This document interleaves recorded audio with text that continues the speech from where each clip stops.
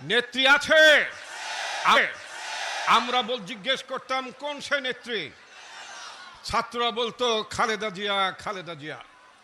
আজকের নতুন দ্বিতীয় স্বাধীনতায় আমরা আরেকটি স্লোগান দিতে চাই, নেতা আছে। কোন সে নেতা? কোন সে নেতা? তারেক রহমান আমাদের নেতা। কোন সে নেতা? বন্ধুগণ, অবশ্যই আমাদের নেতা জনাব তারেক রহমান। নেতৃত্ব প্রমাণ করতে হয়।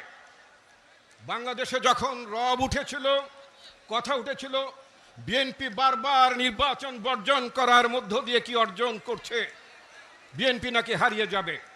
আমরা যদি 2024 সালের পাতানো নির্বাচনে অংশ নিতাম, তাহলে স্বৈরাচারী শেখ হাসিনার সরকার এখনো জায়েজ হয়ে, বৈধ হয়ে ক্ষমতায় থাকতো। আমরা শেখ হাসিনাকে বৈধতা দিতে চাইনি। আমাদের নেতা তারেক রহমান একটি কথা স্পষ্ট করে বলেছিলেন, অবৈধ ফ্যাসিস্ট সরকারের অধীনে না। তার সেই সিদ্ধান্ত যে সঠিক ছিল সেটা তিনি প্রমাণ করেছেন। বিএনপি নির্বাচনে যায়নি, সরকার পারপেচুয়ালি অব্যাহতভাবে অবৈধ হয়েছিল এবং সরকারের চূড়ান্ত পতন ঘটেছে। এর মধ্য দিয়ে প্রমাণিত হয়েছে আমাদের নেতা তারেক রহমানের দূরদৃষ্টি, আমাদের নেতা তারেক রহমানের সাগাসিটি। বন্ধুগণ, আজকে আমাদের দ্বিতীয় স্বাধীনতা অর্জন হয়েছে বটে, কিন্তু আমাদের স্বাধীনতাকে সংহত করতে হবে। আজকে যারা বলছেন সংস্কারের কথা, সংস্কারের কথা, আমাদের নেত্রী 17 সালে ভিশন 2030 উল্লেখ করেছেন, প্রেসিডেন্ট প্রধানমন্ত্রীর ক্ষমতার ভারসাম্য থাকবে। তখন তিনি বলেছেন দ্বিকক্ষ বিশিষ্ট পার্লামেন্ট হবে। আমাদের নেতা জনাব তারেক রহমান 31 দফা কর্মসূচির মধ্য দিয়ে বাংলাদেশের সংস্কারটি কিভাবে হবে, রাষ্ট্রের মেরামতটি কিভাবে হবে, সেটার পথরেখা তিনি নির্দেশ করেছেন।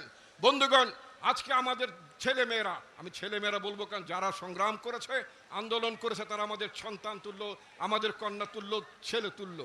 আমাদের ছেলেমেয়েরা সে সংস্কার ধারণ করেছে।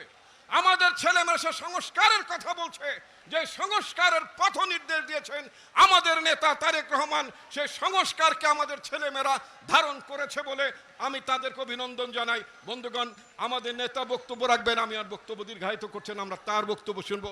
আপনাদের সবাইকে ধন্যবাদ।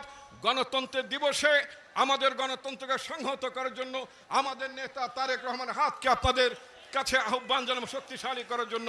আসসালামু আলাইকুম ওয়া রাহমাতুল্লাহ।